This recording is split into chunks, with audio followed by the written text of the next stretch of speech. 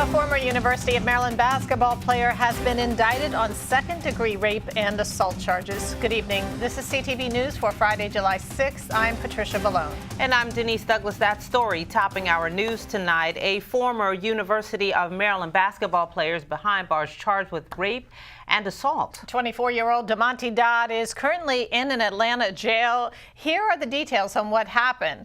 According to the state's attorney's office, Dodd and the victim met at the Terrapins Turf Bar on Halloween back in 2017. They also tell us that he brought her several alcoholic drinks, and the pair left and went to a friend's apartment. In the early morning hours of November 1st, the victim says Dodd sexually assaulted her. However, he says it was consensual. However, he had been cooperating with the police department. He was in Mexico when contacted, and so he had planned yesterday to fly back to the United States, then to come back to Maryland to turn himself in. What happened, however, is once he landed in Atlanta, of course, he had the warrant that was issued from Prince George's County, and authorities took him into custody there. So Mr. Dodd is presently in Atlanta. During a hearing today, a judge did issue an order for terms of release.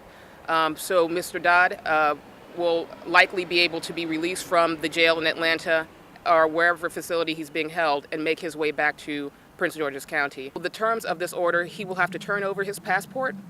He will not be able to have contact with the victim or any other person involved in this case, and he is not allowed to go into College Park, Maryland. Dodd's hearing is set for Thursday, July 12th. Well, taking a look at politics, day 2 of the count of provisional ballots is underway at the Prince George's County Board of Elections. Canvassers are meticulously making their way through 80,000 ballots that could alter the outcome of some of the tight races in Prince George's.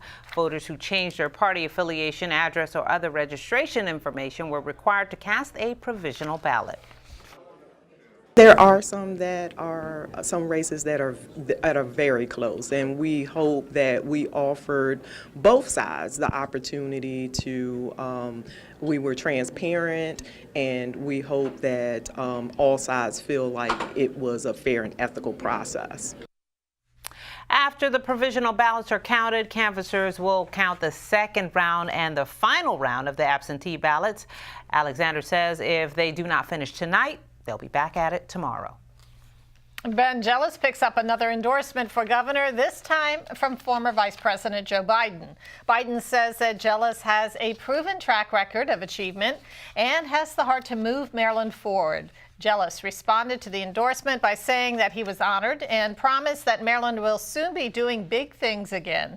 Jealous has almost 40 other endorsements, including from a union representing teachers, nurses, and Maryland native Dave Chappelle.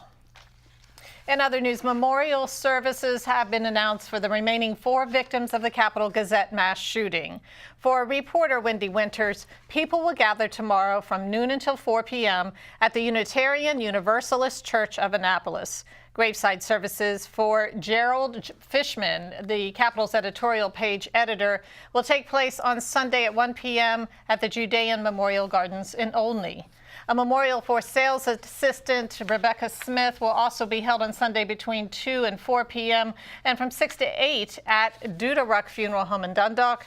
And on Tuesday, July 10th, from 10 a.m. to noon, sports reporter John McNamara will be remembered by family, friends, and others at the University of Maryland Memorial Chapel.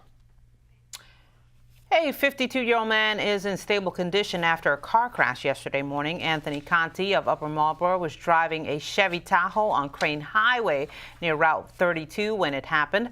Police say his truck veered off the road and hit a tree. Speed does not appear to be a factor. Conti was transported to a trauma center in Baltimore for treatment. A Jeep exploded after being set ablaze by fireworks, and officials are trying to figure out who is responsible.